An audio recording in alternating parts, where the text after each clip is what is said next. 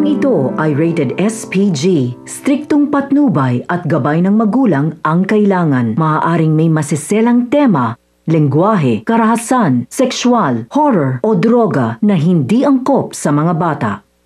Nagulat at nagtataka ang pamilya ni Fatima dahil umiiyak at takot na takot si Fatima nang nakauwi ito sa kanilang bahay. Agad nilang tinanong si Fatima kung ano ang nangyayari at doon nila nalaman nang sinabi na ni Fatima sa kanila ang lahat niyang napag-alaman tungkol sa sekreto ng mga gerero. At alam na ni Fatima ang posibleng mangyayari kaya kinabahan na siya at takot na takot. Umiiyak si Fatima habang sinabi niya sa kanyang pamilya na kailangang umalis na sila dahil alam niyang babalikan sila ni Miguelito. Kaya naman namataan nga ni Paeng na may mga armadong kalalakihan sa labas ng kanilang bahay. Mabilis na pinadapa ni Paeng ang kanyang pamilya. Patuloy ang pagpapaulan ng bala sa bahay ni na Fatima. Ngunit nagkaisa ang mga kapitbahay ni na Fatima para tulungan sila at napilitan na rin si Paeng na lumaban para iligtas ang kanyang pamilya. Sa kabilang banda naman sa burol ni David, hindi inaasahang pangyayari.